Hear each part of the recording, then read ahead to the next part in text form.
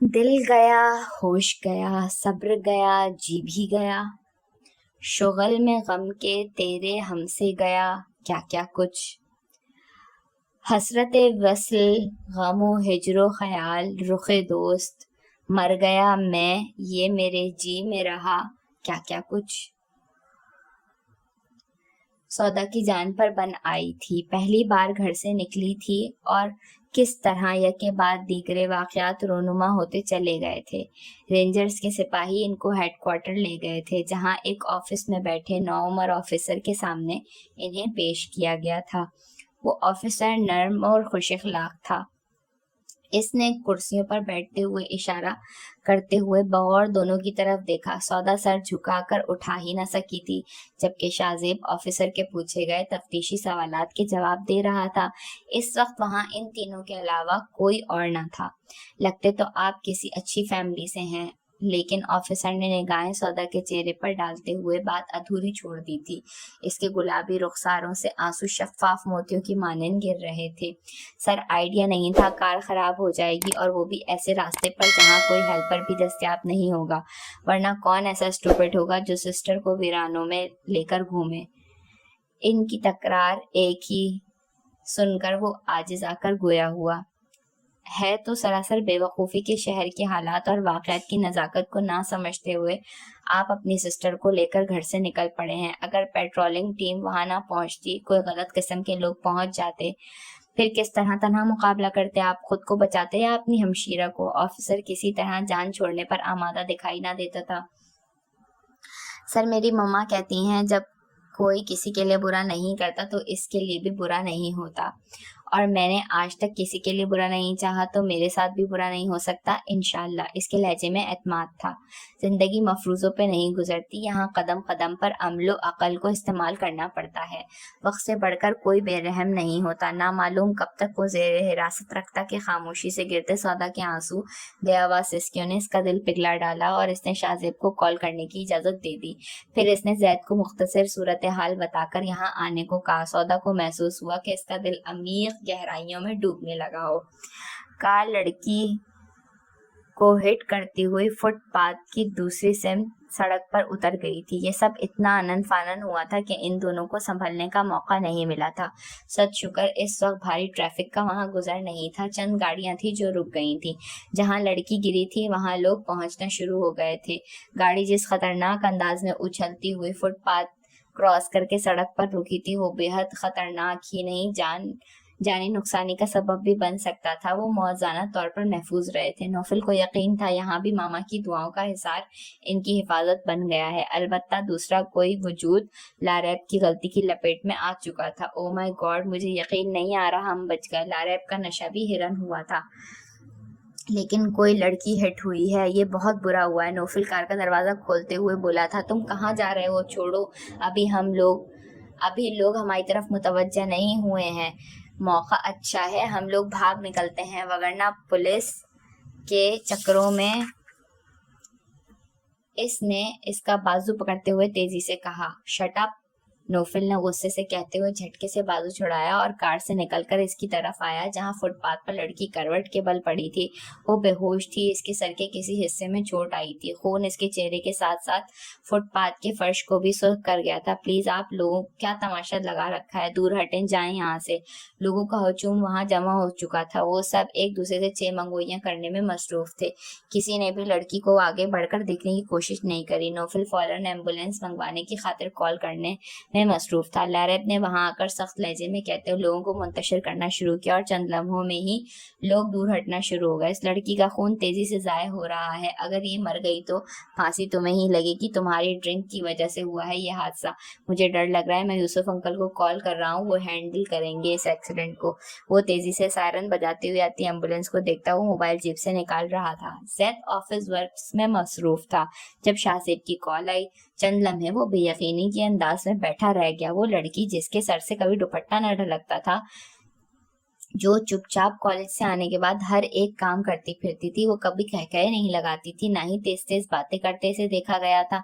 शाहजेब खिलंड्रा और लाउबालिसा नौजवान जिसकी शोखियां बेजरर सी होती थी। सौदा और शाहजेब दोनों ही इसे नापसंदीदा लोग किसी वीराने में आवारागर्दी के शुबे में पकड़े गए थे। आवारागर्दी बहुत गहरी काट थी इन लफ्जों में। नापसंदीदगी के बावजूद वो इन लफ्जों को हजम नहीं कर पाया था। हाथ में पेन दबा सुनहरा कलम वहीं रखकर उठ खड़ा हुआ। जैद बेटे, गजब हो गया, आधी रात होने को आई है। सौदा बेटी का आता पता नहीं। अल्लाह खैर करे, ना जाने का क्या हुआ है। वो तो जाने को तैयार नहीं थी। सूफिया बेटी ने जबरदस्ती भेजा था और वो खुद सो गई हैं। मुझे हमारी फिक्र की नींद नहीं आ रही। वो जैकेट पहनता हुआ लॉन्च में आया तो बनारसी बुआ जो वहां तस्वीर पढ़ रही थी इसे देखकर परेशानी से गोया हुई।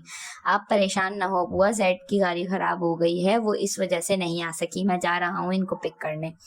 शुक्र है मेरे अल्लाह का, शैतान नामालूम क्या क्या वसवसे मेरे दिल में डाल रहा था। जल्दी आगे आ जाओ बेटा, मैं यहीं शुक्राने की नफिल अदा कर रही हूँ। इनको मालूम था जैद कभी गलत बयानी से काम नहीं लेता। इसकी जबानी इनकी खैरियत से होने की खबर सुनकर वो उठते हुए गोया हुई। नहीं बुआ, आप अपने कमरे में जाएं। अगर ताया या ताई या मामा इनको इत्तेफाकन यहाँ भी कोई भी यहाँ आए आपको देखा तो परेशान होंगे। ये तो मैंने सोचा ही नहीं। अच्छा ठीक है, मैं अपने कमरे में जा रही हूँ।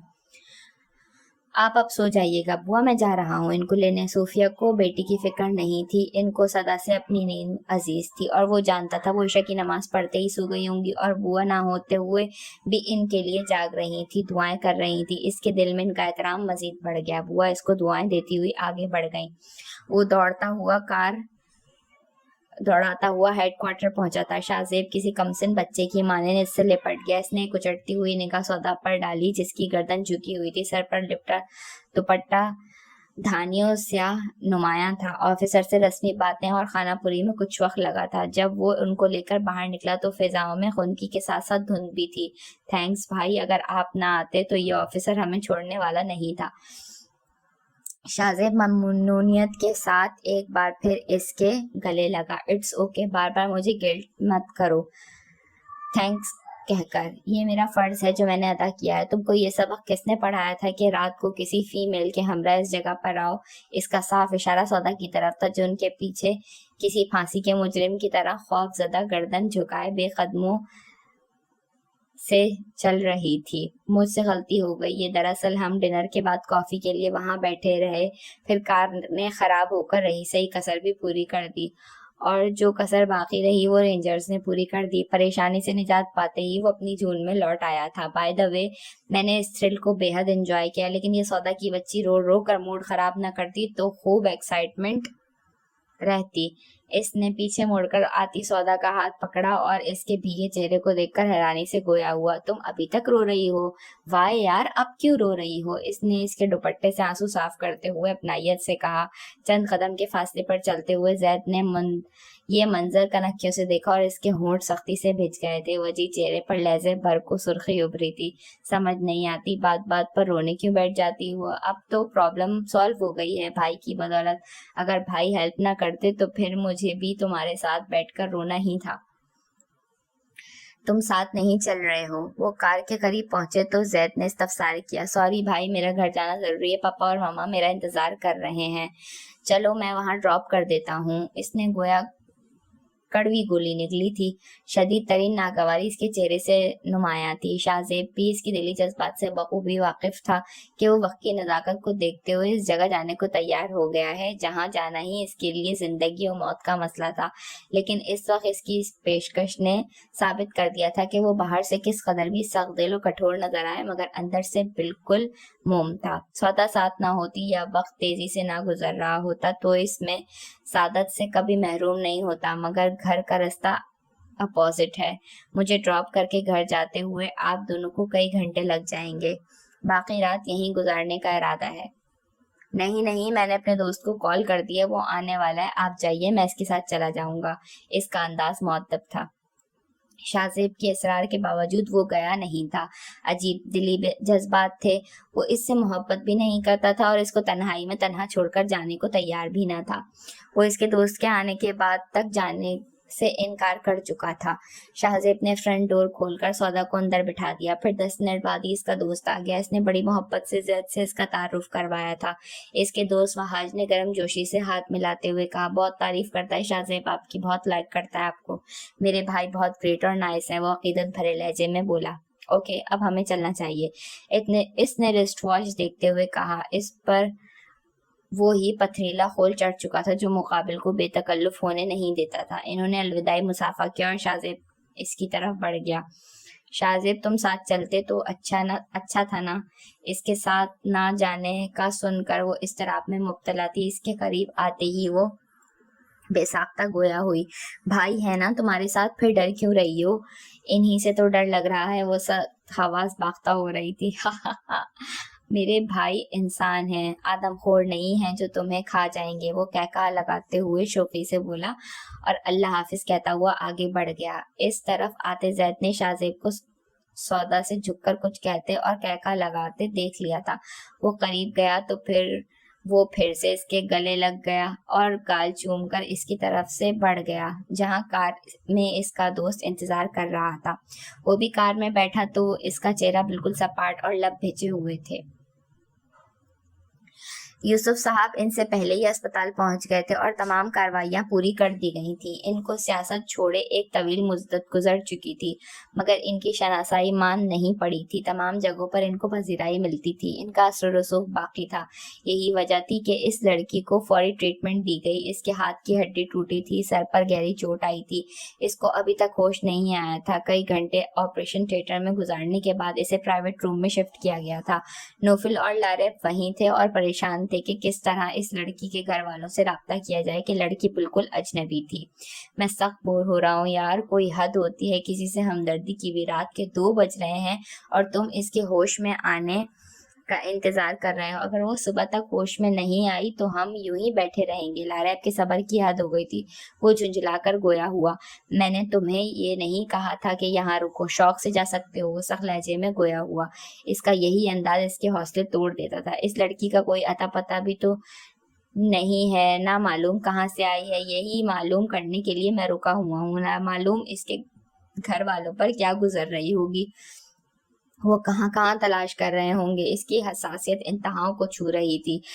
یہاں معاملہ ایک بے قصور لڑکی کا تھا، وہ جانوروں تک سے ہمدردی کرتا تھا۔ یہی وجہ تھی کہ وہ آدھی رات تک اسپتال میں موجود تھا۔ بہت عجیب ہو تم نوفل، ویسے تم لڑکیوں کے نام سے بھی چڑھتے ہو اور اب ایک بالکل انجان لڑکی کی خاطر یہاں خوار ہو رہے ہو۔ لارب کے لہجے میں ایک نہ سمجھ آنے والی کیفیت تھی، وہ حیران و پریشان تھا۔ یہاں بات لڑکی کی نہیں، اصول اور ذمہ داری کی ہے۔ ایکسیڈنٹ ہماری غلطی سے ہوا ہے، اس لڑکی کو کتنی چوٹیں آئی ہیں جانتے ہو، صرف ہماری وجہ سے۔ اس کو کتنا عرصہ بستر پر گزارنا ہوگا، کتنی تکلیف برداشت کرنی ہوگی، حالانکہ اس کا قصور بھی کچھ نہیں تھا۔ وہ فٹ پاتھ پر چل رہی تھی۔ کول ڈاؤن برادر، میں تو کہہ رہا تھا کہ کچھ کہنے سے بہتر ہے خاموش ہی رہو پلیز، اس نے گھبرا کر کہا۔ وہ چپ ہو گیا۔ کمرے سے نرس باہر نکلی۔ سسٹر، مریضہ کو ہوش کب تک آئے گا؟ وہ تھوڑا ہوش میں آ رہی ہیں، مکمل ہوش میں آنے کے لیے ابھی وقت لگے گا، وہ دواؤں کے زیر اثر ہیں، جلدی ہوش نہیں آئے گا۔ نرس تفصیل بتا کر وہاں سے چلی گئی۔ اب کیا کہتے ہو، شاید وہ صبح تک ہی ہوش میں آئے؟ کیا ہم صبح سے پہلے اسی طرح یہاں بیٹھے رہیں گے؟ وہ نرمی سے مخاطب ہوا۔ میری مانو، ریسیپشن پر ہمارے موبائل نمبرز موجود ہیں، ہم ڈاکٹر کو کہہ دیتے ہیں لڑکی ہوش میں آتے ہی ہمیں کال کر دیں اور ہم اسی وقت یہاں آ جائیں گے۔ رات ہم یہاں نہیں گزار سکتے، پلیز بات سمجھنے کی کوشش کرو۔ کہتا ہوا آگے بڑھتا گیا۔ سوچتے ہوئے نگاہ کھڑکی کے شیشے پہ پڑی تھی تو وہ چونکا تھا۔ بیڈ پہ کھڑکی کے نزدیک تھا۔ وہ آگے بڑھا اور پٹیوں میں جکڑی بے سود لیٹی لڑکی کچھ شناسائی سی محسوس ہوئی۔ نوفل کچھ اور آگے ہوا اور ادراک ہوا۔ وہ تیز تیز قدموں سے چلتا ہوا کمرے میں داخل ہوا اور بیڈ کے قریب جا کر دیکھا تو وہ لڑکی انشرا تھی۔ کار پوری رفتار سے دوڑ رہی تھی۔ زید کا چہرہ سپاٹ تھا مگر آنکھوں میں الاؤ دہک رہا تھا۔ سودا دروازے سے قریب چپک کر بیٹھی ہوئی تھی۔ کاٹن کا بڑا دوپٹہ اس نے لپیٹا ہوا تھا، وہ سر جھکائے بیٹھی تھی۔ چند گھنٹوں میں جو کچھ ہوا تھا وہ اس جیسی احتیاط پسند اور ڈرپوک لڑکی کو خوف زدہ کرنے کے لیے کافی تھا۔ مستضاد زید کی انٹری، اس کی تصدیق پر آفیسر کا ان کو چھوڑنا زید جیسے معتبر شخص کے لیے شاید ہی قابل معافی جرم ہوگا کہ وہ عزت و وقار کے معاملے میں کمپرومائز کرنے والا بندہ نہ تھا۔ شاہ زیب کو وہ نرم و گرم لہجے میں سمجھا چکا تھا، مگر اس سے ایک لفظ بھی بولنا گوارا نہ کیا تھا۔ اس کی خاموشی کسی کوڑے کی مانند اس پر برس رہی تھی۔ رات گہری ہو گئی تھی۔ سڑک پر جلد ہی شاہ زیب اور اس کے دوست کی گاڑی ٹرن لے کر غائب ہو چکی تھی۔ سڑک پر صرف زید کی کار تھی۔ باہر ہواؤں کا زور تھا، کوہر آلود فضاؤں میں چاند کی روشنی ٹھٹری ہوئی لگ رہی تھی، ساتھ ساتھ سمندر چل رہا تھا۔ اندھیرے میں ڈوبے سمندر کی لہریں خاصی بلند اور ڈراؤنی لگ رہی تھیں۔ ماحول کی تمام سرد مہری اور ہیبت برابر میں بیٹھے ڈرائیو کرتے بندے میں سرایت کر گئی تھی۔ عجیب پرہول ماحول تھا۔ اس بندے کی خاموشی میں اس کے اندر وحشتیں اترنے لگی تھی۔ اس کا دل کر رہا تھا کہ اسے بھی شاہ زیب کی طرح سرزنش کرے، کھری کھری سنائے، برا بھلا کہے، مگر اس طرح اجنبیت و بیگانگی کی کند چھری سے ذبح نہ کرے، اپنی لا تعلقی سے یہ ظاہر نہ کرے کہ گویا اس کی پرواہ ہی نہیں ہے، کوئی تعلق، کوئی رشتہ ہی نہ ہو ان کے درمیان۔ زید بھائی سوری، دل میں اترتی وحشتوں سے گھبرا کر وہ کہہ اٹھی۔ کیوں؟ وہی روکھا لہجہ، بے اعتنائی دکھاتا ہوا انداز۔ آپ ہماری وجہ سے ڈسٹرب ہوئے اس وقت۔ ناٹ مینشن، میں اپنی قسمت میں پرابلمز لکھوا کر ہی لایا ہوں، جو مجھے ہی فیس کرنی ہوتی ہیں، جو کہ کر رہا ہوں۔ ضرورت نہیں ہے کوئی ایکسکیوز کرنے کی۔ وہی پتھر مار لہجہ، وہی بے درد انداز۔ سودا کی آنکھیں بھیگنے لگی۔ گھر سے نکلنے کے بعد گھر واپسی کا راستہ یاد رکھنا چاہیے۔ پھپھو نے بتایا ہی نہیں ہوگا کہ واپس کس وقت آنا ہے۔ وہ ایسی ذمہ داری سے دور رہتی ہیں، بھلا تم کو کیا سمجھاتی؟ وہ جھلے بھنے انداز میں اس کی طرف دیکھے بنا کہنے لگا۔ ان کی فیوریٹ ہابی سونا ہے، خواہ آندھی آئے یا طوفان، دنیا تلپٹ ہو جائے، ان کی محو استراحت میں ذرا خلل نہیں پڑتا۔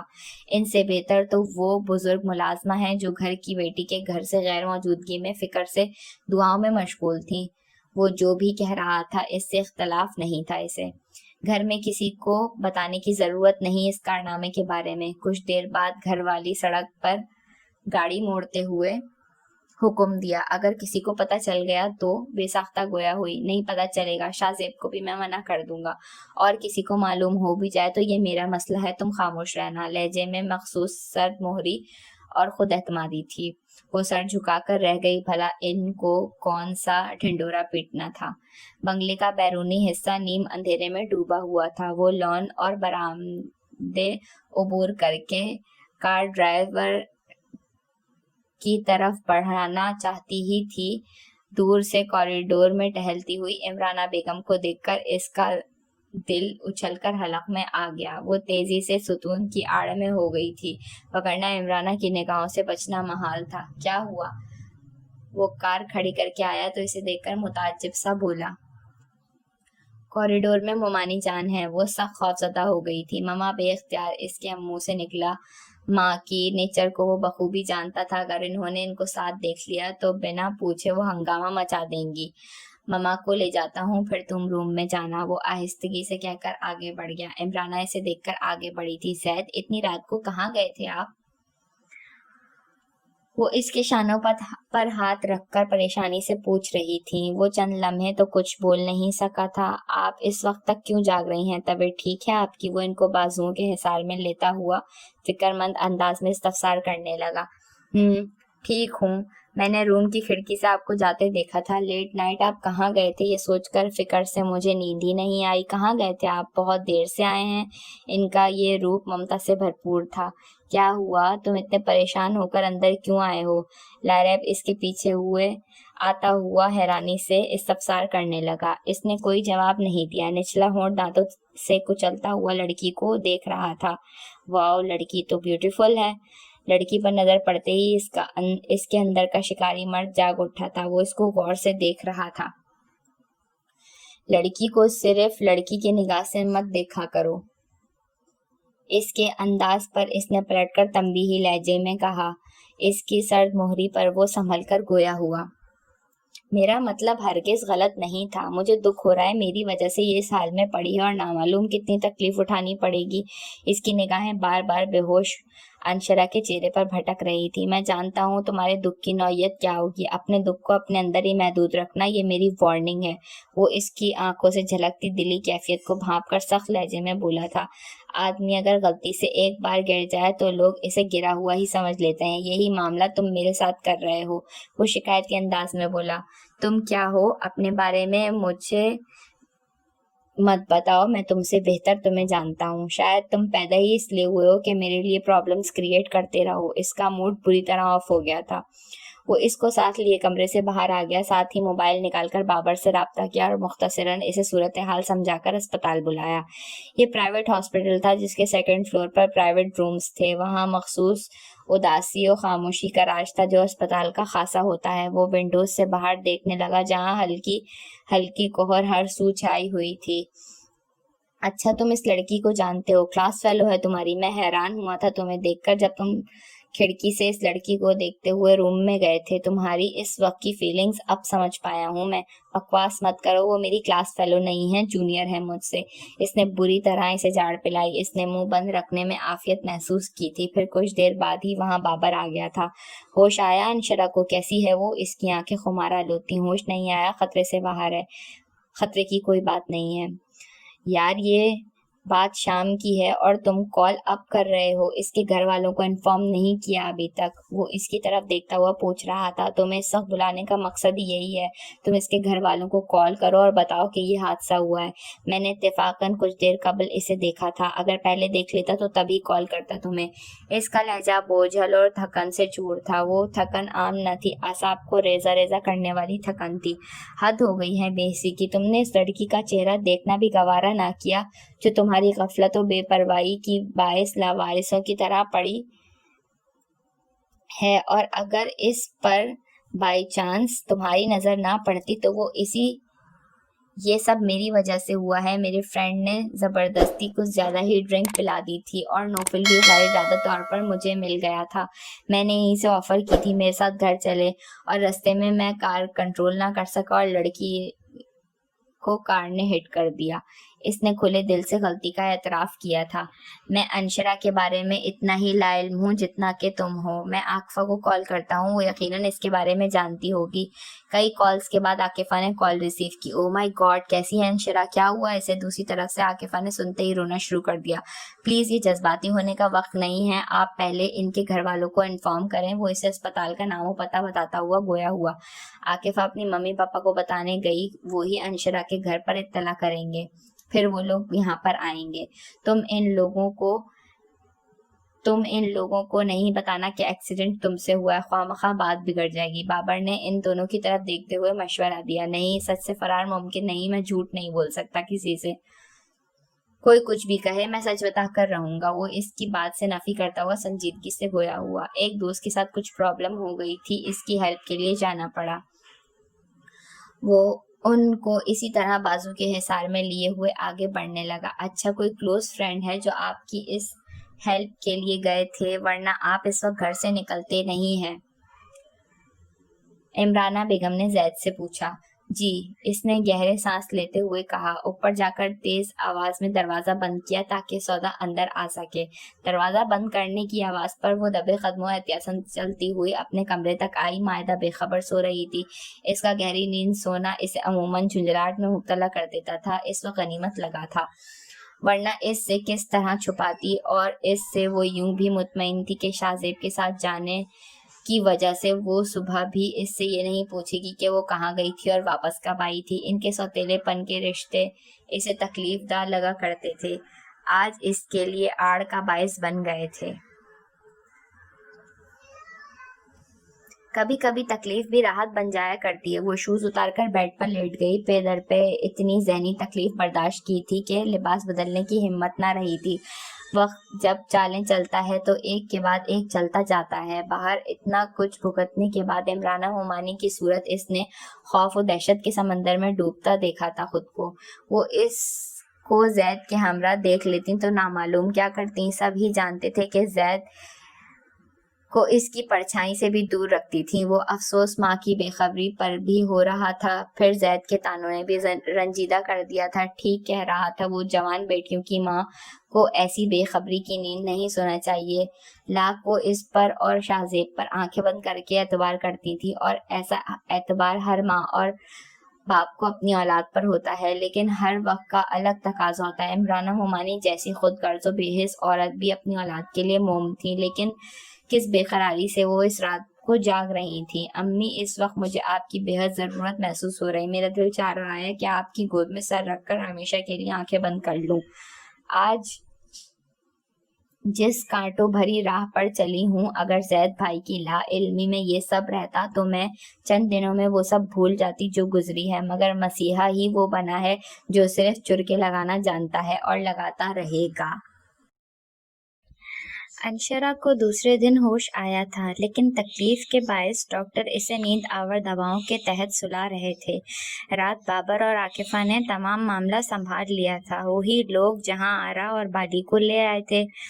جہاں آرا اس حادثے کا سن کر اس قدر حواس باختہ ہو گئی تھیں کہ وہ فراموش کر گئیں کہ چند گھنٹوں قبل وہ عاکفہ اور اس کے والدین کو ان کے گھر پر کتنا ذلیل کر کے آئی تھیں، اور وہ لوگ اس مصیبت کی گھڑی میں ان کا سہارا بنے تھے۔ انہوں نے اس کو کبھی تیز لہجے میں ڈانٹا بھی نہ تھا، اور آج پہلی بار اس کو عاکفہ کے گھر جانے پر سرزنش کی تھی، وہاں جانے سے روکا تھا۔ وہ لبرل عورت تھیں، دنیا پرستی میں مبتلا رہنا ان کا شعار تھا، اور انہوں نے محسوس کیا تھا انشرا بہت تیزی سے عاکفہ کے گھر آنے میں دلچسپی لے رہی ہے۔ عاکفہ کی فیملی ایک مذہبی جماعت سے تعلق رکھتی تھی، بلکہ بالکل اسی طرح جس طرح نویرا اور اس کا شوہر مذہبی جماعت سے وابستہ تھے۔ وہ خود بھی ایسی جماعتوں سے دور رہتی تھی اور انشرا کو بھی دور رکھنا چاہتی تھی۔ یہی وجہ تھی کہ انہوں نے اس پر عاکفہ کے گھر جانے پر پابندی لگائی تھی۔ وہ غصے میں اپنے کمرے میں جا کر لاک ہو گئی تھی، اور وہ خود بالی کے ہمراہ رشتہ دار کے ہاں گئی تھیں۔ ان کے کسی رشتہ دار کے بیٹے کے ولیمے کا فنکشن اٹینڈ کرنا تھا، وہاں سے واپسی میں دیر ہو گئی تھی، اور گھر آ کر وہ اور بالی اپنے اپنے کمروں میں چلی گئی تھی کہ ان کے وہم و گمان میں بھی نہ تھا انشرا ان کے جانے کے بعد گھر سے باہر گئی ہوگی۔ بابر نے ان لوگوں کے آنے کے بعد نوفل اور لاریب کو گھر بھیج دیا تھا۔ نوفل نے جہاں آرا سے حادثے کی ذمہ داری قبول کرتے ہوئے معذرت کی تھی، نامعلوم وہ اس وقت صدمے میں مبتلا تھیں یا ان کے سوٹ بوٹ اور چہروں سے جھلکتی خاندانی رکھ رکھاؤ عمارت کی چمک نے ان کو سخت الفاظ کہنے سے باز رکھا تھا کہ وہ حادثے کو حادثہ کہہ کر چپ ہو گئی تھی۔ ویسے بھی ان کو یہاں 1 روپیہ خرچ نہیں کرنا پڑا تھا، VIP روم میں ان کو ہر سہولت موجود تھی، سارا اسٹاف بہت خیال رکھ رہا تھا، عزت سے پیش آ رہا تھا۔ وہ سمجھ گئی تھی نوفل کا تعلق کسی معمولی خاندان سے نہیں ہے۔ ماسی، میں نے کہا تھا نا بیبی کو نہیں ڈانٹو، وہ برداشت نہیں کرے گی، اس کو کبھی پھول سے نہیں چھوا تھا، کہاں کانٹوں بھرے لہجے سے ایسا گھائل کیا کہ دیکھو کس حال میں پڑی ہے۔ بالی جو صبح سے کئی بار رو چکی تھی، اب بھی بے سدھ پڑی انشرا کو دیکھتے ہوئے کہہ رہی تھی۔ جہاں آرا نے کوئی جواب نہیں دیا، وہ کھڑی انشرا کو دیکھ رہی تھی، جس کے بائیں بازو میں پلسٹر چڑھا تھا، سر سفید پٹیوں میں جکڑا ہوا تھا، دائیں بازو میں ڈرپ لگی ہوئی تھی، سر پر لگنے والے زخم کے باعث اس کے چہرے پہ خاصی سویلنگ تھی، جس سے چہرہ بھرا بھرا لگ رہا تھا۔ مجھے کیا معلوم تھا بالی میری ڈانٹ کی سزا اتنی تکلیف دے گی میری بچی کو، لیکن یہ کبھی بھی مجھے بتائے بغیر کہیں نہیں جاتی ہے۔ پھر رات کو کہاں جا رہی تھی؟ ایسی کیا آفت آ گئی تھی جو اس کو گھر سے نکلنا پڑا؟ ان کے لہجے میں الجھن تھی جو رات سے ان کو بے چین کر رہی تھی۔ ماسی، میں بھی یہی سوچ رہی ہوں، اور پھر وہ لوگ بھی کتنے اچھے تھے جو بیبی کو یہاں لے کر آ گئے اور فل VIP روم میں رکھا، اور یہاں کا اسٹاف دیکھو کس قدر قدموں میں پیچھے جا رہا ہے، وگرنہ یہ لوگ تو سیدھے منہ بات تک کرنا نہیں پسند کرتے، مریض اور لواحقین کو انسان بھی نہیں سمجھتے۔ نرس کو مسکراتے ہوئے اندر آتے دیکھ کر سرگوشی میں بولی تھی۔ وہ چہروں سے ہی کسی بڑے اثر و رسوخ والے خاندان کے لگ رہے تھے۔ موسم سرد ہو رہا تھا، وہ واک کر کے اپنے روم میں آیا تھا۔ عام دنوں میں وہ یہ سارا وقت لان میں ماما کے ساتھ گزارتا تھا، پھر سورج طلوع ہونے کے بعد کچھ دیر آرام کرتا، پھر تیار ہو کر ناشتہ کر کے یونیورسٹی روانہ ہو جاتا تھا۔ رات کو ہونے والے حادثے نے اس کو مزمحل کر دیا تھا۔ اسپتال سے آنے کے بعد نیند اس کی آنکھوں سے دور تھی۔ وہ سنگ دل و سخت مزاج تھا، محض ان سرپھری و خودداری نسوانیت اور شرم و انا کو بھلا کر خود کو پیش کرنے والی لڑکیوں کے لیے۔ انشرا کی پہلی ملاقات کی بہادری اور اعتماد نے در حقیقت اس کے اندر غصے کی آگ بھر دی تھی۔ وہ بات سچی ہی تھی کہ جو روکھے و سپاٹ سرد مہر رویے کے باوجود لڑکیوں کی طرف سے ستائشی اور توصیفی رویوں کا عادی ہو چکا تھا۔ انشرا کی بولڈنس، انداز اور متاثر نہ ہونا ہی اس کے شدید ترین رد عمل کا باعث بنا تھا اور پھر بنتا ہی چلا گیا۔ لیکن اب اس کو بے بس و بے حس حرکت دیکھ کر اس کے اندر کا ہمدرد و پرخلوص شخص بیدار ہوا تو اس کے اندر احساسات کے چشمے پھوٹ نکلے تھے۔ وہ اس کے متعلق سوچ رہا تھا، وہ پارا صفت لڑکی جو ہر وقت متحرک دکھائی دیتی تھی، جس بے بسی کے عالم میں پڑی تھی، اس کا ذمہ دار وہ خود کو سمجھ رہا تھا۔ یہ سوچ کر ابھی تک خوف میں مبتلا تھا کہ وہ لاریب کی طرف سے اتنا غافل کیوں رہا، یہ کیوں نہیں پہچان سکا کہ اس نے ڈرنک کی ہوئی ہے۔ اگر پہچان لیتا تو اس کو ڈرائیو نہیں کرنے دیتا، نہ وہ ڈرائیو کرتا اور نہ ایکسیڈنٹ ہوتا، نہ اس کے دل پر بھاری بوجھ آ پڑتا۔ چھوٹے صاحب، ناشتہ تیار ہے، امینہ نے وہاں آ کر اطلاع دی۔ میرا ناشتے کا موڈ نہیں ہے۔ آپ یونیورسٹی نہیں جائیں گے؟ طبیعت ٹھیک ہے آپ کی؟ امینہ کی گود میں اس کا بچپن گزرا تھا، اس کا لگاؤ فطری تھا۔ میں ٹھیک ہوں، آج یونیورسٹی نہیں جاؤں گا، وہ تکیوں کے سہارے نیم دراز نرمی سے جواب دے رہا تھا۔ ناشتے کے انکار نے امیرہ کو نہیں چونکایا تھا، کیونکہ عموماً وہ ناشتہ گول کر دیا کرتا تھا۔ اس لیے فکر مندی کی بات یہ ہوتی تھی اس نے یونیورسٹی جانے سے انکار کر دیا تھا، جو غیر معمولی بات تھی کیونکہ پڑھائی کا وہ شدائی تھا۔ امینہ نے جا کر زرقا بیگم کو بتایا تو وہ بھی پریشان ہو کر اس کے پاس آئی اور ان کو دیکھ کر وہ اٹھ بیٹھا۔ فیور تو نہیں ہے؟ پھر بھی چہرے سے ہفتوں کے بیمار لگ رہے ہیں۔ انہوں نے آتے ہی اس کی پیشانی چھو کر دیکھتے ہوئے کہا، ماما آپ بھی امینہ بھی کی باتوں میں آ گئی۔ میں بالکل ٹھیک ہوں۔ مجھے ٹھیک نہیں لگ رہے؟ ایسا لگ رہا ہے ساری رات سو نہیں سکے، آنکھیں دیکھیں کس قدر سرخ ہو رہی ہیں، چہرے پر تھکن ہی تھکن ہے، رات کو بھی نامعلوم کب آئے ہیں۔ میں انتظار کرتے کرتے سو گئی۔ وہ محبت سے اس کے بالوں میں ہاتھ پھیرتے ہوئے گویا ہوئی تھی، رات میں نیند نہیں آئی تھی ماما، اس لیے طبیعت سست ہو رہی ہے۔ یہی تو پوچھ رہی ہوں، رات کو نیند کیوں نہیں آئی؟ اور آپ مڈ نائٹ تک کہاں غائب رہے؟ انہوں نے امینہ کو ناشتہ کمرے میں لانے کو کہا۔ ایکسیڈنٹ ہو گیا تھا رات میں، اسپتال میں وقت لگ گیا تھا۔ ارے کس کا ایکسیڈنٹ ہو گیا تھا؟ خیریت تو رہی نا؟ ان کا پریشان ہونا ایک فطری عمل تھا۔ وہ بے حد پریشان ہو گئی تھی۔ آپ پریشان نہیں ہو؟ لاریب سے کار کنٹرول سے باہر ہو گئی تھی اور اس کی زد میں ایک لڑکی آ گئی تھی۔ لڑکی؟ اللہ خیر کرے، کوئی سیریس معاملہ تو نہیں ہوا؟ نہیں، سر میں چوٹ آئی ہے اور ہاتھ میں فریکچر ہوا ہے۔ یہ تو بہت تکلیف دہ بات ہے بیٹا۔ ماما ہڈی معمولی سی فریکچر ہوئی ہے، پھر بھی احتیاطاً پلسٹر سے کوٹ ہے، اور سر کی چوٹ بھی خطرناک نہیں، 2-3 ہفتے میں ٹھیک ہو جائے گی۔ ان کی حساس طبیعت یکدم ہی بے چین ہو گئی تھی۔ اس کے گھر والوں نے کچھ کہا تو نہیں؟ اس لڑکی کو چوٹیں بہت آئی ہیں، تکلیف میں بھی ہوگی وہ بچی۔ مجھے آپ ساتھ عیادت کے لیے لے جانا چاہیے تھا، ناشتے کے بعد ہم چلتے ہیں۔ انہوں نے فوراً ہی پروگرام بھی بنا لیا، وہ بہت چکا رہ گیا۔ آپ کیوں اس کی عیادت کو جائیں گی ماما؟ اس میں اس قدر حیرانی کی کیا بات ہے؟ نادانستگی میں ہی صحیح بیٹا، غلطی آپ کی اور لاریب کی ہے، حادثے کے ذمہ دار آپ دونوں ہیں، کام کام اور صرف کام۔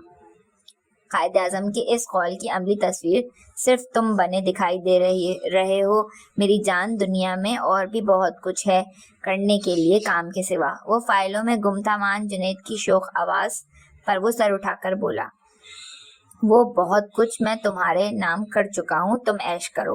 Very funny. تم کیا جوگ لینے کا ارادہ رکھتے ہو؟ پھر جھک کر شرارتی انداز میں بولا، بائی دا وے جوگ وہ لیا کرتے ہیں جنہیں محبت کا روگ لگا کرتا ہے، محبت لا حاصل کے روگی، اور تم تو محبت پروف ہو، تمہیں محبت و چاہت کے جراثیم کہاں لگیں گے؟ وہ اس کے روبرو بیٹھ کر بولا، اچھا اب یہ اپنا بے مقصد راگ الاپنا بند کرو اور یہ بتاؤ کہاں غائب تھے، خاصے دنوں بعد آئے ہو؟ وہ ایزی ہو کر بیٹھ گیا۔ ڈوب گیا تھا یار، سرد آہ بھری۔ مائی گاڈ، کہاں؟ تم تو بہت اچھے تیراک ہو، پھر کیسے ڈوب گئے؟ اس لڑکی کی جھیل سی آنکھوں میں تیرنے کی جگہ کہاں تھی؟ ایسا ہی ہوگا تمہارا انجام، کسی کی آنکھوں میں ڈوب کر مرو گے تو کسی کے دل میں دفن ہوگے۔ نان سینس۔ اس کے کہے پر وہ چڑھ کر گویا ہوا، واہ میری جان، کیا دلکش بات کی ہے، ابھی مرنے کو دل چاہ رہا ہے۔ تم تھکتے نہیں ہو لڑکیوں کے پیچھے بھاگ بھاگ کر؟ اسکول لائف سے تمہارا بیہیویئر یہی رہا ہے، اب تم کو معتوب ہو جانا چاہیے۔ وہ سنجیدہ ہوا، کوئی نہ کوئی لڑکی ایسی آئے گی میری زندگی میں، اس کے آنے کے بعد پھر کسی اور کی گنجائش نہیں رہے گی۔ جنید نے مسکرا کر کہا، تمہارے خیال میں کس طرح کی لڑکی ہوگی وہ؟ زید نے پوچھا۔ نیک، پارسا، کلیوں کی طرح پاکیزہ، چھوئی موئی کے پودے کی مانند حیادار، وہ خلاؤں میں دیکھتا ہوا بول رہا تھا۔ اس کی آنکھوں میں کسی انجانے پیکر کا عکس تھا۔ نیک اور پارسا؟ وہ اس کی آنکھوں میں دیکھتا ہوا طنز سے بولا۔ قرآن کہتا ہے نیک عورتوں کے لیے نیک مرد اور برے مردوں کے لیے بری عورتیں۔ تم اپنی من پسند زندگی گزارنے کے ساتھ کس طرح دعویٰ کر سکتے ہو کہ تم کو باحیا و باکردار جیون ساتھی مل جائے گا؟ زید کی سچی و کھری بات پر چند لمحے کے توقف کے بعد وہ بولا، کیچڑ میں کھلنے والے کنول کی پاکیزگی کی گواہی وہ خود دیتا ہے۔ تم اپنے کردار کی گواہی خود دو گے بھی تو کون یقین کرے گا؟ سب کریں گے، اور جو نہیں کرے گا وہ صرف تم ہوگے۔ آف کورس میں بالکل یقین نہیں کروں گا۔ یہی الزام مجھ پر جولی بھی لگاتی ہے۔ اب تم کہو کہ جولی کون ہے؟ نہیں، میں ہرگز نہیں پوچھوں گا، وہ انٹرکام پہ کافی کا آرڈر کرتے ہوئے بولا۔ میں پھر بھی بتاؤں گا، وہ پاپا کے دوست کی بیٹی سوئٹزرلینڈ سے آئی ہے۔ یار، محبت کی مٹی سے بنی، جذبوں سے بھری، ایسا فیل ہوتا ہے اس کے اندر دل نہیں جذبے دھڑکتے ہیں، رگوں میں خون نہیں چاہت بہتی ہے۔ کب تک کی مہمان ہے وہ؟ 1 ماہ کے بعد چلی جائے گی واپس سوئٹزرلینڈ، پھر جمیلہ آ جائے گی، جولی چلی جائے گی تو ہاں ہاں ہاں، یہ پکا ہے کہ تم سے زیادہ مجھے کوئی اور جان ہی نہیں سکتا۔ مگر میری جان، تم یہ بھی جان لو کہ تم سے دنیا میں سب سے زیادہ محبت میں کرتا ہوں، جولی ہو یا جمیلہ، شکیلہ ہو یا شیلا۔ اس کے لہجے میں محبت اور دلی لگاؤ تھا۔ پلیز یہ محبت اور عشق کی باتیں اپنی گرل فرینڈس کے لیے ہی رکھو، میری زندگی تمہاری محبت کے بنا بھی اچھی گزر رہی ہے۔ زید اس انداز میں بولا کہ وہ کھسیا کر رہ گیا۔ پیون کافی سرو کر کے چلا گیا تھا۔ کیا کروں اب، پاپا کے دوست کی بیٹی کا دل بھی نہیں توڑ سکتا۔ وہ مگ اٹھا کر سپ لیتا ہوا بیچارگی سے گویا ہوا۔ پکے کمینے ہو تم، باپ کی دولت پر سب ہی ہاتھ صاف کرتے ہیں، مگر تم تو باپ کے دوستوں کی بیٹیوں تک کو مال غنیمت سمجھتے ہو۔ کچھ ضابطہ اخلاق کا پاس بھی ہے یا بالکل ہی اخلاقی طور پر دیوالیہ پن کا شکار ہو چکے ہو؟ یار، ہر جگہ کچھ لو اور کچھ دو کے زیریں اصولوں پر معاملات آگے بڑھتے ہیں۔ اس دور میں لڑکیوں نے مغربی اندھی تقلید میں بے باکی و فلرٹ میں لڑکوں کو بھی پیچھے چھوڑ دیا ہے۔ وہ خود دوستی کی آفر کر لیتی ہیں، میں کیا کروں؟ کیوں نگاہیں اٹھا کر دیکھتے ہو؟ نگاہوں کی حفاظت کرنا سیکھو۔ جی حضور، مولانا مفتی زید مدثر صاحب، دعاؤں کی درخواست ہے آپ سے۔ اس نے بڑی نیازمندانہ انداز میں اس کے آگے سر جھکایا۔ اس نے کچھ نہیں کہا، مسکراتا ہوا کافی پیتا رہا۔ زید اس بار اس کے لہجے میں سنجیدگی و بردباری تھی۔ یہی دن ہے جو ہم بے فکری سے راحت و سکون کے ساتھ انجوائے کر سکتے ہیں۔ کل جب معاشی و گھریلو ذمہ داریاں ہمارے کندھوں پہ ہوں گی، بے فکری و لاؤبالی پن سب بھول جائیں گے۔ ایسے میں گزرے دنوں کی ان دلکش یادوں سے دل کو بہلا کر ریلیکس ہوا کریں گے۔ دلکش یادیں یا بصورت لغزشیں، اپنی اپنی سوچ ہے۔ چھوڑو یار، مجھے تمہاری فکر رہتی ہے۔ تم نے اپنی زندگی میں اندھیروں کے سوا معمولی سا کوئی روزن بھی نہیں چھوڑا روشنی کے لیے۔ اپنی زندگی کو مشکل تر بنا لیا ہے۔ بڑے بڑے لوگ باپ کی کمائی پر عیش کرتے ہیں، اور ایک تم ہو جو باپ کی دولت پر ٹھوکر مار کے میدان عمل میں اتر آئے ہو۔ سب جانتے ہو میں کن کانٹوں بھری راہوں پر ننگے پاؤں چلتا ہوں۔ اب تو میری روح بھی لہو لہان ہوتی جا رہی ہے۔ اس کے لہجے میں درد ہی درد تھا۔ یو ڈونٹ مائنڈ، ہمارے کلچر میں مرد 1 سے زائد شادیاں کرتے ہیں، پھر انکل کی دوسری شادی اتنا بڑا ایشو کیوں بن گئی ہے کہ سب بکھر گیا؟ وہ عورتیں آئینی اعصاب کی مالک ہوتی ہیں۔ میری ماما بہت پولائٹ اور سافٹ ہارٹ ہیں، پھر پاپا سے محبت بھی کچھ زیادہ ہی کرتی تھیں۔ پاپا کی بے وفائی وہ برداشت نہیں کر سکی۔ وہ گہرا سانس لے کر چپ ہو گیا۔ اس کی آنکھوں میں نمکین پانی ہلکورے لینے لگا تھا۔ ان کی بے وفائی کا بدلہ ماما نے خود سے لیا اور بالکل بدل گئیں۔ دکھ دھواں بن کر ماحول میں پھیل گیا۔ دونوں کے درمیان گویا کچھ کہنے کو نہ رہا۔ دونوں گمسم ہو گئے تھے، اور یہ نامعلوم کیفیت کب تک رہتی کہ زید کے موبائل پر آنے والی کال نے ماحول کی خاموشی کو توڑا۔ بیٹا، آفس میں ہی ہو یا گھر جا چکے ہو؟ دوسری طرف سے مؤنس صاحب تھے۔ ابھی آفس میں ہی ہوں۔ آپ کیوں پوچھ رہے ہیں؟ خیریت ہے؟ یہ آپ کو معلوم ہوگا، عمرانہ اور مائدہ آپ کی خالہ کی طرف گئی ہیں، اور ہم تینوں بھی بوا کے ہمراہ صابرہ خالہ کی گھر عیادت کو آئے ہیں۔ صابرہ خالہ کی حالت سیریس ہے، ہمیں واپسی میں کچھ دیر ہو سکتی ہے۔ موسم کے تیور اچانک بگڑ گئے ہیں، اور سودا گھر پر تنہا ہے۔ وہ بارش اور بجلی چمکنے سے بے حد ڈرتی ہے۔ تم گھر چلے جاؤ، ہم بھی موقع دیکھ کر جلد آنے کی صحیح کریں گے۔ وہ عجلت میں کہہ کر اس کا جواب سنے بغیر لائن ڈسکنیکٹ کر چکے تھے۔ زید کے چہرے پر ناگواری پھیلتی چلی گئی۔ एक हफ्ते में इसके जख्मों की बेहतर इम्प्रूवमेंट हो गई थी। सर का जख्म भर चुका था, मामूली चोटें जो भी आई थी वो ठीक हो गई थी, सिर्फ हाथ की तकलीफ बाकी रह गई थी, लेकिन अभी अस्पताल से डिस्चार्ज नहीं किया गया था। इस दौरान नौफिल भी बाबर के हमरा 2-3 बार आया था, खड़े खड़े ही, जहां आरा के इसरार के बावजूद बैठा नहीं था, और इत्तेफाक से हर बार इसने अंशरा को सोते ही पाया था। मामा को वो टालता रहा, जो यहाँ आने और इयादत करने के साथ साथ माजरत करने की भी ख्वाहिश रखती थी। वो जानता था अंशरा मुंह फट लड़की है, और ऐसे लोग कभी किसी की इज्जत की परवाह करना नहीं जानते, और वो मामा की तरफ एक निगाह गलत किसी का देखना भी बर्दाश्त करने का अहल ना था। डॉक्टर इसको चंद दिनों में डिस्चार्ज करने वाले थे। इसने तहैया किया था वो इसके डिस्चार्ज होने तक इसकी इयादत को आता रहेगा। ये इसकी ख्वाहिश नहीं, मजबूरी थी, क्योंकि अंशरा की नानो अस्पताल के स्टाफ से कोई ना कोई डिमांड करती रहती थी। इसको चेक देने आना पड़ता था। आज भी वो पेमेंट देने के बाद अंशरा के रूम में जाने का इरादा नहीं रखता था। बाबर किसी काम की वजह से नहीं आया था। वो भी जाने का इरादा तर्क करके वापस जाने के लिए नीचे आ गया था।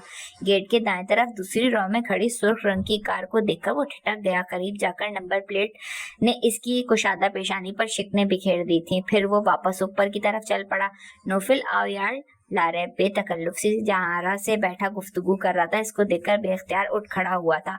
इसके अंदाज में सरासीनगी थी। तुम कब आए और क्यों आए हो? इसकी आंखों से ही नहीं, इसके लहजे से भी चिंगारियां निकल रही थी।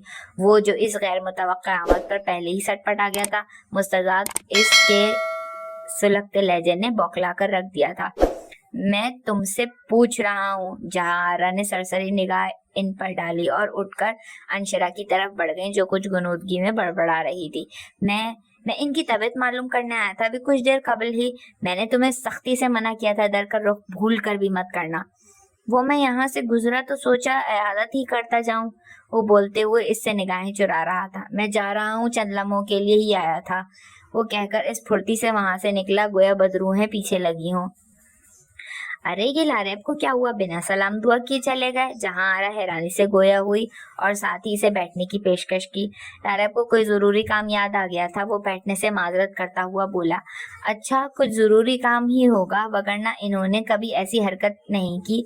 बहुत ही इखलाक और खुश मिजाज हैं लारेब, रोज आकर हमें ढारस देते हैं। बेटा, हम तन्हा औरतों को इनकी आमद से बड़ा हौसला मिलता है। वो न जाने क्या क्या कह रही थी और इसके अंदर अजीब सी कैफियत सरायत करती जा रही थी।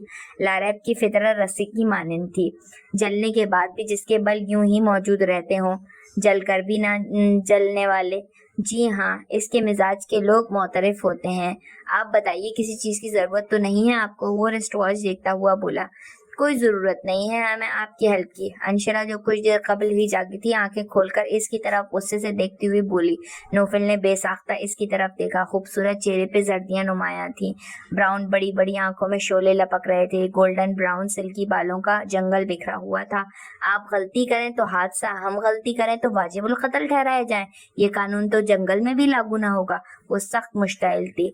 हाथ से गलतियों से ही हुआ करते हैं। ओह, अब आपको एहसास हुआ हादसा गलती से होता है। वो इसकी बात कता करके चीखी।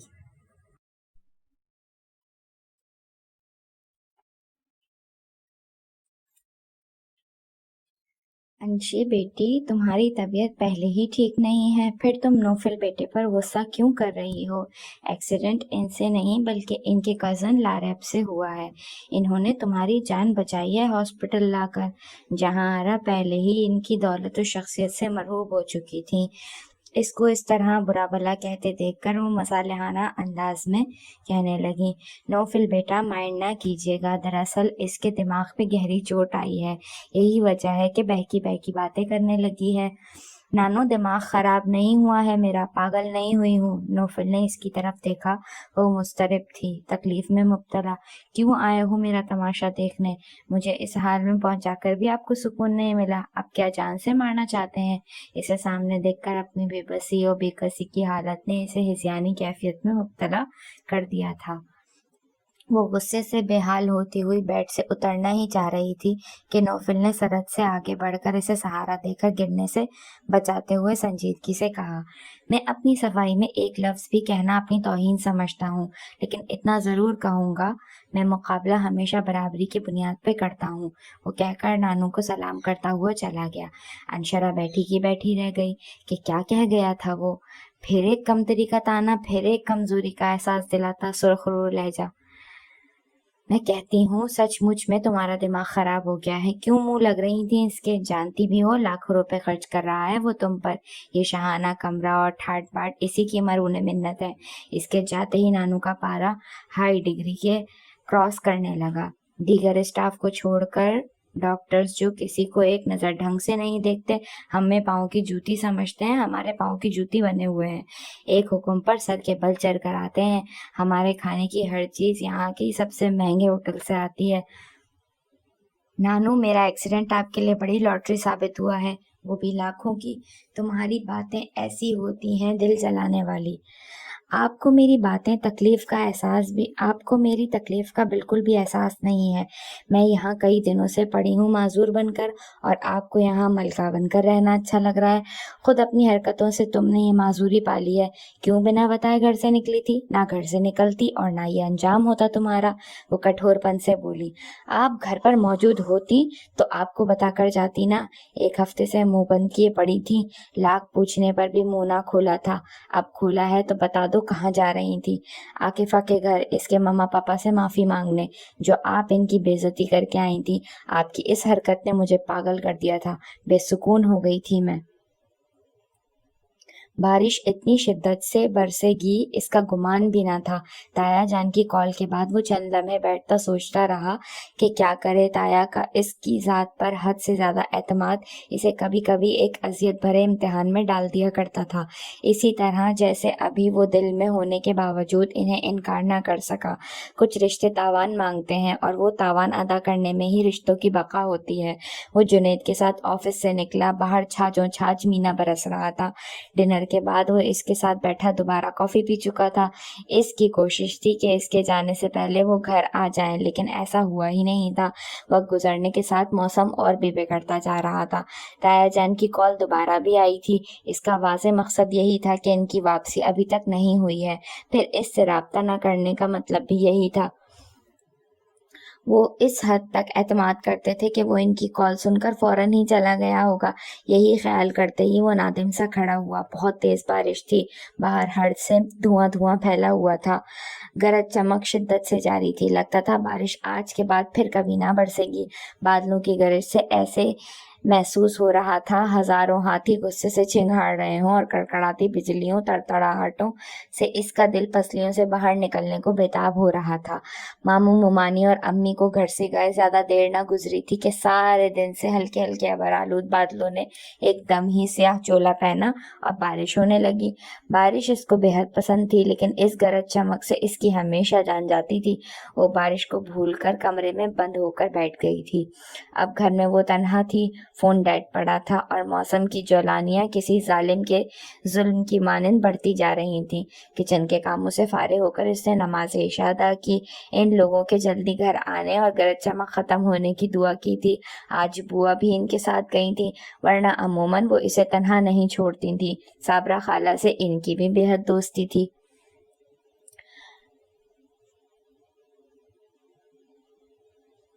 وہ نوٹس بنانے بیٹھ گئی تھی، لیکن دل تنہائی کے خوف سے بیٹھا جا رہا تھا۔ اس کی نگاہیں بار بار دروازے کی طرف اٹھ رہی تھیں۔ یہ لاؤنج کا واحد دروازہ تھا جو کھلا ہوا تھا، باقی وہ سب دروازے بند کر کے پردے ڈال چکی تھی۔ وقت گزرتا رہا، نہ موسم کے تیوروں میں کوئی کمی آئی، نہ گھر والے آئے، اور رہی سہی کسر لائٹ کے جانے سے بھی پوری ہو گئی تھی۔ ہر سو گپ اندھیرا پھیل گیا۔ مارے خوف کے قلم اس کے ہاتھ سے چھوٹ گیا۔ وہ اپنی جگہ پر سمٹ گئی۔ لاؤنج میں لگا بھوت و چڑیلوں ایک دم ہی حملہ آور ہونے کو ہوں، وہ اور اپنے گندے ناخنوں اور سرخ منہ کھولے اس کی طرف بڑھ رہے ہوں۔ خوف سے وہ پسینے پسینے ہو گئی تھی۔ ماموں، ممانی، ممی، وہ چیختی ہوئی اٹھ کر ان کو آوازیں لگاتی ہوئی بھاگی تھی، اور اندھیرے میں کسی چیز سے ٹکرا کر گری تھی۔ پھر اس میں اٹھنے کی تاب نہ رہی تھی۔ بالی نے روشن کو اس کے ایکسیڈنٹ کی اطلاع دی تھی اور اس کا فوراً ہی فون آ گیا تھا۔ وہ رو رہی تھی، بے حد پریشان و متفکر ہو رہی تھی۔ جہاں آرا نے مخصوص انداز میں تسلی دی تھی، پھر انشرا نے بھی ہر ممکن لہجے میں کمزوری اور تکلیف ظاہر نہیں ہونے دی تھی، مگر اس کو کسی پل چین ہی نہیں آ رہا تھا۔ اماں، اس کو آپ میرے پاس بھیج دیں، آپ کیئر نہیں کر پا رہی ہوں گی، میں خود اس کی دیکھ بھال اچھی طرح کر سکتی ہوں۔ اماں کے کٹور لہجے نے روشن کو جھنجھلا کر کہنے پر مجبور کر دیا تھا، ہمت ہے تو بلوا لو، لیکن اپنے میاں سے پہلے پوچھ لینا، وہ ایک غیر محرم لڑکی کو کتنا عرصہ اپنے گھر میں برداشت کر سکتا ہے۔ ان کا لہجہ 100% استہزائیہ اور چپتا ہوا تھا۔ دوسری طرف وہ خاموش رہی۔ ہاں ہاں بولو، سانپ کیوں سونگھ گیا تمہیں؟ اماں تم بھی آ جاؤ نا ساتھ، یہاں کوئی نہیں ہے ہمارا۔ نہیں بھائی، مجھے غیروں کے دیس میں سکون نہیں ملتا، میں مر کر اس مٹی میں دفن ہونا چاہتی ہوں۔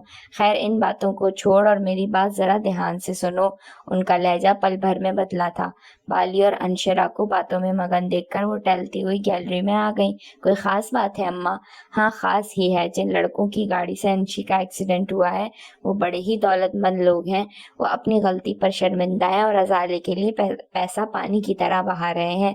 دولت گئی ان کی جہنم میں، آپ پولیس میں رپورٹ کرانے کے بجائے ان کی دولت سے مروب ہو رہی ہیں۔ حیرت ہے اماں۔ اس کے انداز میں گہرا رنج و تاسف نمایاں تھا۔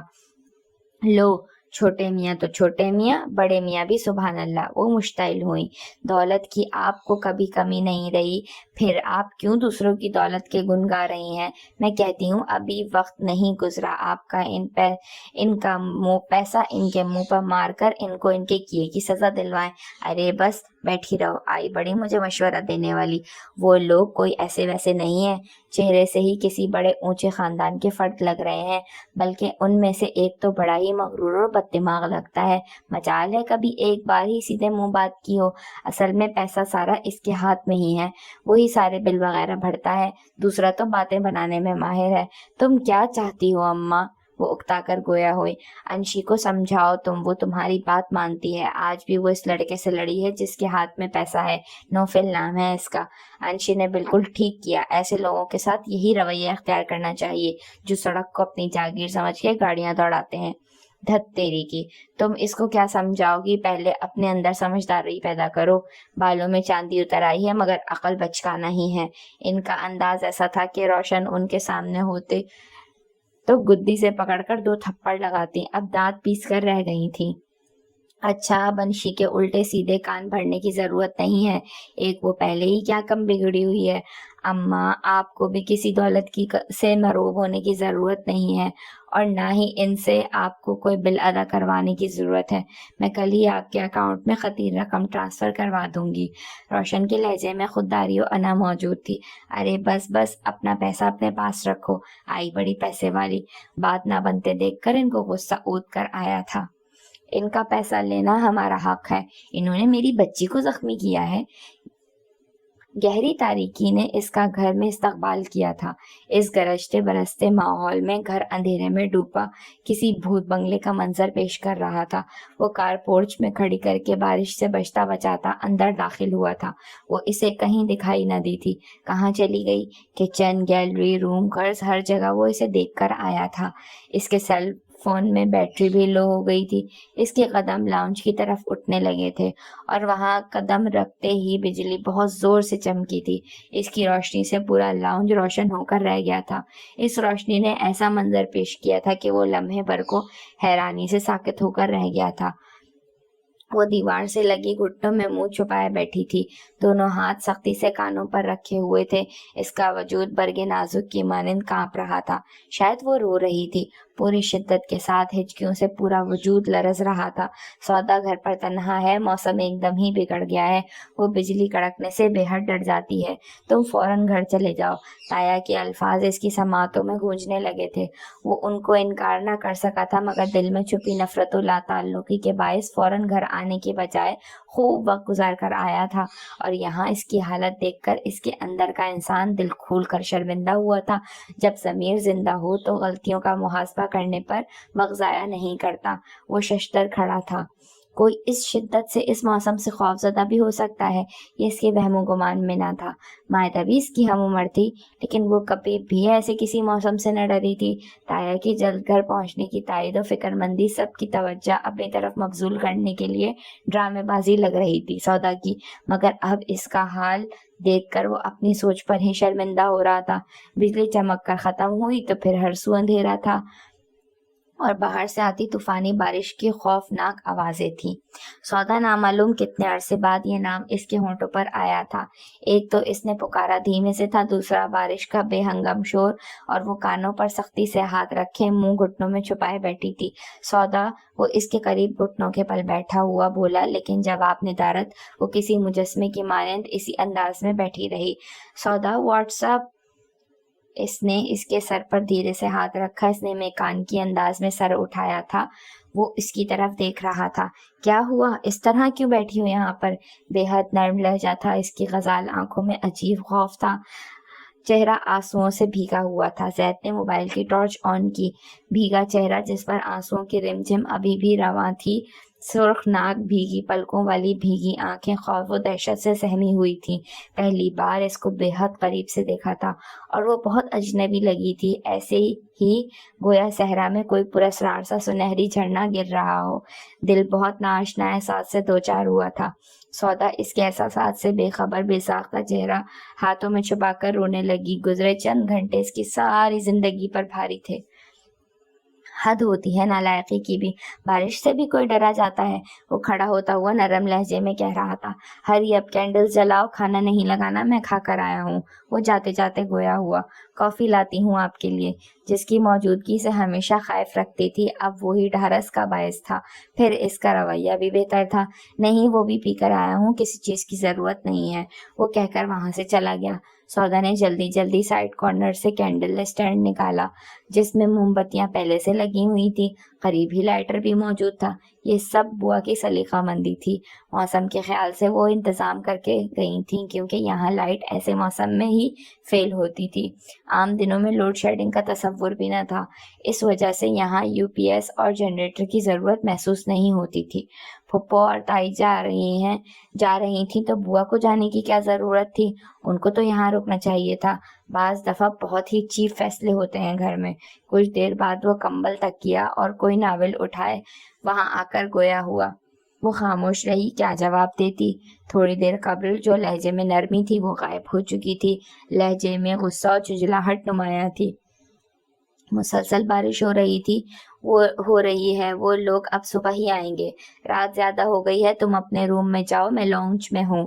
وہ درمیانی صوفے پر تکیا سیٹ کر کے بیٹھتے ہوئے کہہ رہا تھا۔ سودا کی جان پر بن آئی۔ تنہا کمرے میں جانے کا تصور بھی ہولناک تھا۔ کیا ہوا؟ جاتی کیوں نہیں ہو؟ کینڈل کی روشنی کمرے کے اندھیرے کے مقابل کمزور ثابت ہو رہی تھی۔ وہ دھیمی سی روشنی میں نیم اندھیرا کسی ماورائی دنیا کا منظر پیش کر رہا تھا، اور اس ملکجے اندھیرے میں کھڑی وہ کوئی بھٹکی روح لگ رہی تھی۔ زید نے نگاہیں چرا کر خشک لہجے میں کہا، وہ مجھے ڈر، شٹ اپ، دماغ خراب ہو گیا ہے تمہارا؟ یہ ڈر کیا ہوتا ہے؟ اس کی سمجھ میں نہیں آ رہا تھا وہ کیا کرے۔ زیدی کی موجودگی سے تحفظ کا احساس دے رہی تھی، اس کے ساتھ یہاں رات بھر رہنا تو گوارا تھا۔ میں یہاں ہوں، اپنے روم میں نہیں جا رہا، تم اب گھر میں تنہا نہیں ہو، اپنے روم میں چلی جاؤ۔ ڈر، خوف، یہ صرف ہمارے اندر ہوتے ہیں، حقیقت میں ان کا کوئی وجود نہیں ہوتا۔ اس نے نرم لہجے میں سمجھایا تو وہ وہاں سے چلی آئی تھی، مگر پھر نامعلوم اس کے سمجھانے کا اثر ہوا تھا یا کئی گھنٹے خوف و دہشت سے نڈھال اعصاب آرام پاتے ہی ارد گرد سے بے خبر ہو گئے تھے۔ رات برسنے والی طوفانی بارش نے جہاں پیڑوں پودوں کو دھو کر نکھار دیا تھا، وہیں کئی کمزور و پرانے درختوں اور پودوں کو جڑ سے اکھاڑ پھینکا تھا۔ نوفل کلاس کے بعد باہر لان کی بینچ پر بیٹھ گیا۔ کل سے اس کی طبیعت میں اضطراب و بے چینی حد درجہ پھیل گئی تھی۔ وجہ انشرا کی سرد و ترش باتیں تھیں نہیں کہ وہ اس کے مزاج سے واقف تھا۔ وہ جانتا تھا جب وہ اس کے روبرو ہوگی اسی طرح بدتمیز و بدلہذی سے پیش آئے گی۔ اسی سبب وہ ماما کی خواہش کے باوجود ان کو نہیں لایا تھا۔ وہ اس کی کسی بات کو معمولی سی بھی اہمیت دینے کا قائل نہیں تھا۔ اس کے اضطراب و سوچوں کا محور لاریب کی ذات تھی۔ وہ اس کی آزاد خیالی اور رنگین مزاجی سے بخوبی واقف تھا۔ لڑکیاں اس کی کمزوری تھیں۔ اس معاملے میں وہ کسی سے بھی کمپرومائز کرنے کو تیار نہ تھا۔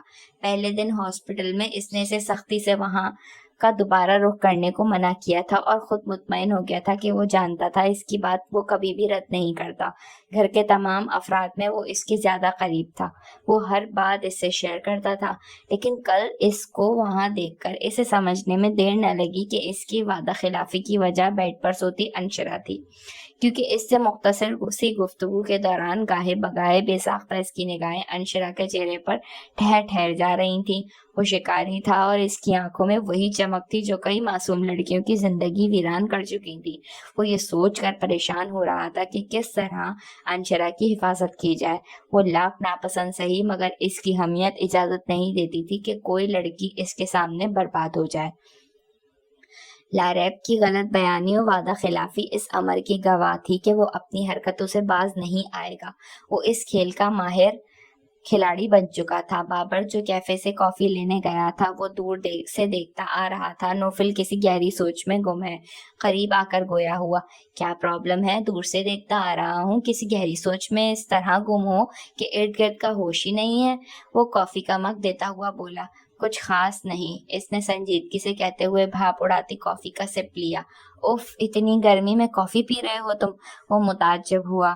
میرے اندر بھڑکتی آگ سے زیادہ گرم کچھ بھی نہیں ہے۔ اس نے سوچا، انشرا کی باتوں سے ڈسٹربڈ ہوئے ہو تم شاید۔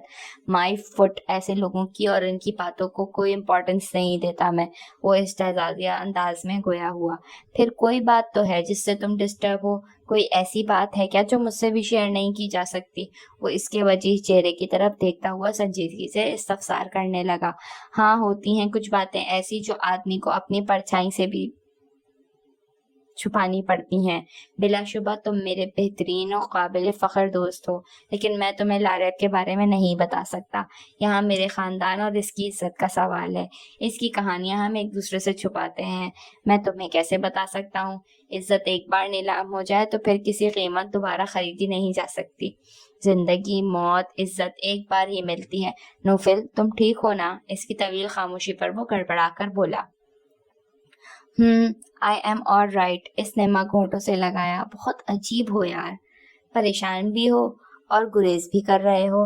پریشانیاں بانٹنے سے بڑھتی ہیں، میں یہ بانٹنے کا قائل نہیں ہوں۔ میں نے سنا تھا دکھ بانٹنے سے کم ہوتے ہیں اور خوشیاں بانٹنے سے بڑھتی ہیں۔ پریکٹیکل لائف میں ایسا کچھ نہیں ہوتا۔ غم والوں کے غم غم ہی رہتے ہیں اور خوشیوں والوں کی خوشیاں ان کی اپنی ہوتی ہیں۔ اس کی بحث کا دورانیہ عاکفہ کے وہاں آنے سے کم ہو گیا تھا۔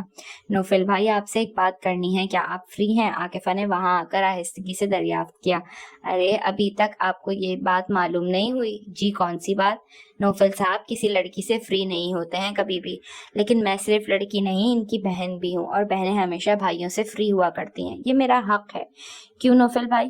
عاکفہ کے لہجے میں سادگی کے ساتھ بہت اعتماد و بھروسہ تھا۔ شیور، کیا بات کرنا چاہتی ہو؟ اسے عاکفہ کا انداز بھایا تھا۔ انشرا ہاسپٹل سے ڈسچارج ہونا چاہتی ہے، وہ تنگ آ گئی ہے وہاں۔ اس کی نانو کا لانگ ٹائم اسٹے کرنے کا ارادہ ہے، ڈاکٹر ان کو ڈسچارج کرنے پر ایگری ہیں، لیکن وہ وہاں سے جانا نہیں چاہتی۔ یار، ان کی نانی نہیں لگتی، بہت عجیب خاتون ہے وہ۔ پھر اب کیا کریں؟ عاکفہ نے دونوں کی طرف دیکھا۔ آپ اپنی دوست کو کہیں، وہ اپنی نانو کو کہیں، اگر وہ ایگری ہوں تو کل ہی ڈسچارج کر دیں گے۔ نوفل نے جواب میں کہا۔ ساری رات بارش برستی رہی تھی، نیند روٹ گئی تھی، ناول میں بھی دل نہیں لگا۔ ایک بے نام بے چینی تھی جو اس کے پور پور میں اترتی چلی جا رہی تھی۔ یہ کیا ہو رہا ہے مجھے؟ یہ سب کیوں ہو رہا ہے؟ اپنا روم چھوڑ کر یہاں پر کیوں بڑا بے آرام ہو رہا ہوں اس لڑکی کے لیے جس کی میری نگاہوں میں ذرہ بھر بھی وقت نہیں ہے۔ میرے اپنے لوگوں میں جس کا نام ہی نہیں۔ اس نے بڑبڑاتے ہوئے کروٹ بدلی تھی۔ تایا جان کے حکم پر، لیکن ان کا یہی حکم تھا میں گھر آ جاؤں۔ انہوں نے یہ نہیں کہا تھا میں یہاں بیٹھ کر اس کا خیال رکھوں، اسے ڈر سے بچاؤں، اس کو ڈر سے بچانے کے لیے یہاں بیٹھ کر اپنا آرام برباد کروں۔ وہ اٹھ کر بیٹھ گیا، دونوں ہاتھوں سے سر تھامے سوچ رہا تھا۔ صبح تک وہ اس لڑکی کی پرچھائی سے بھی گریزاں تھا، اب اس کے خاطر بنجارا بنا بیٹھا تھا، پھر نامعلوم کس پہر نیند نے اس کو اپنی آغوش میں بھر لیا تھا۔ عمرانہ جو رات تک کی واپسی کا کہہ کر گئی تھی وہ صبح اچانک ہی آ گئیں اور لاؤنج میں صوفے پر بے خبر سوتے زید کو دیکھ کر وہ پریشان ہو گئیں۔ پورے گھر میں سناٹا چھایا ہوا تھا، وگرنہ اس وقت ناشتے کی گہما گہمی پھیلی ہوتی تھی۔ انہوں نے آگے بڑھ کر اس کی پیشانی چھوئی تو وہ چونک کر بیدار ہو گیا۔ آپ یہاں کیوں سو رہے ہیں؟ کیا ہوا میری جان؟ ایسا کیا ہوا ہے؟ آپ نے تو کبھی اپنے روم کے علاوہ کہیں سونا نہیں گوارا کیا۔ آپ بیٹھیں تو صحیح ماما۔ ان کے خلاف توقع آمد نے اسے ٹینس کر دیا تھا۔ آپ یہاں سونے کی وجہ بتائیں، گھر کے سب لوگ کہاں ہیں؟ ماما گھر میں کوئی بھی نہیں ہے، صرف بھائی کے علاوہ سودا ہے، وہ بھی بخار میں بے ہوش پڑی ہے، مائدہ نے آ کر پریشان لہجے میں بتایا۔ کیا ساری رات وہ لڑکی اور زید گھر میں تنہا رہے ہیں؟